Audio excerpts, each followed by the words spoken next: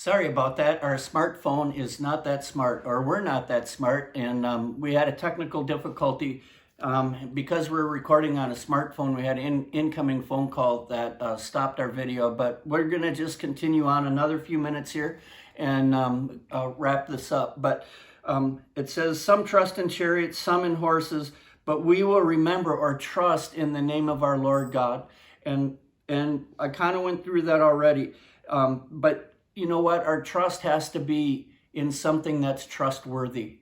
And the only thing that I know of right now that's trustworthy is the Lord our God. And that's where I'll put my trust. That's where I'll put my hope. And I think that has to be a constant reminder for many of us that that's where we have to put our trust. That's where we have to find our strength. That's where we have to continue. And I know it's a weird world right now, because as Americans, and especially as American Christians who are driven to do things, and now all of a sudden we're not going and we're not doing, we have to find new ways to fulfill and to fill our hearts, our minds, our lives, our time, and it has to be fulfilling. It then goes on to say, "They have bowed down and fallen." And the they are those who have not put their trust in the Lord. And so it then says, "But we have risen and stand upright." We have risen and stand upright. And I think what that means is the Christian community has to be the standard that rises up against this thing and against the backbiting and the infighting and the bitterness, because there's plenty of that going on right now as well. And I don't think as Christians we can be ones who participate in that. I think we have to be the light. We have to be the encouragement. I mean, as an organization of Miracles in the Marketplace, listen, when we go on the mission field, we are the light in the darkest of dark places. When we go into Honduras and we're in those hospitals, it's a dark place, and we are the standard. We're the ones who bring hope where there's no hope. We're the ones who are seeing dengue fever healed, not to overtake them. We're the ones who are seeing all kinds of health dilemmas overcome. We've seen cancer flee. We've seen many things, because we become the standard that rises up against that which wants to overtake and kill, steal, and destroy. And it then says this, "Save, Lord."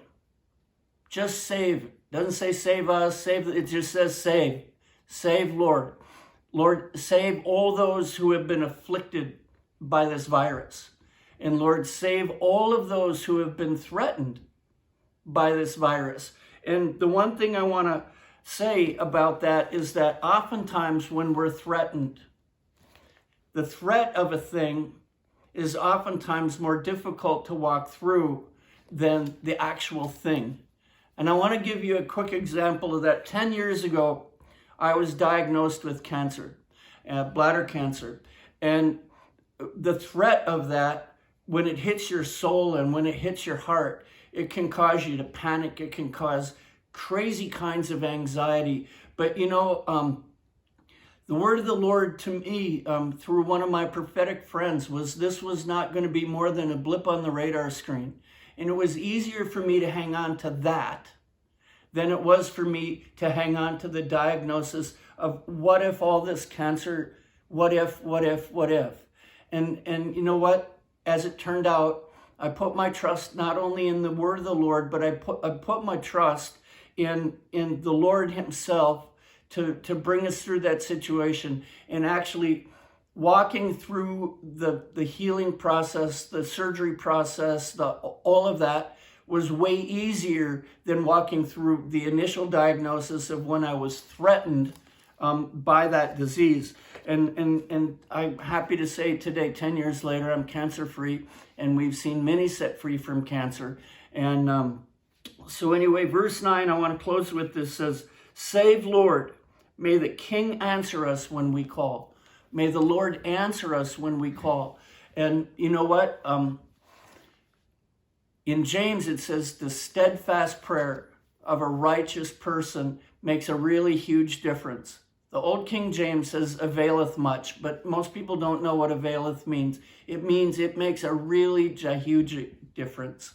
And so put your confidence in your prayer life that you know what you're praying into will be answered.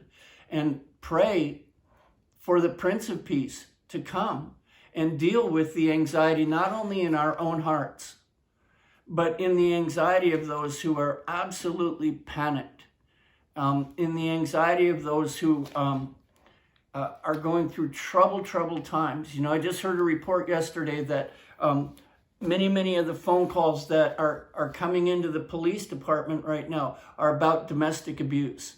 And the only thing I want to tell you about that is pray for these people who are so panicked they don't know what else to do other than to reach out in anger, anxiety, and fear. And as the Christian community, we have to be the ones who promote trust, who promote hope, who promote strength in a time of trouble. And so I want to thank you for listening today. I want to thank all my Facebook friends for all their encouraging words, for their worship on Facebook, for everything they've put out there. I think it's been amazing. And I think as Christians, we need to be the light set on a hill. We can, though we're quarantined in this day and age, we still can be the light of the world via Facebook, Snapchat, social media, all kinds of other realms of communication.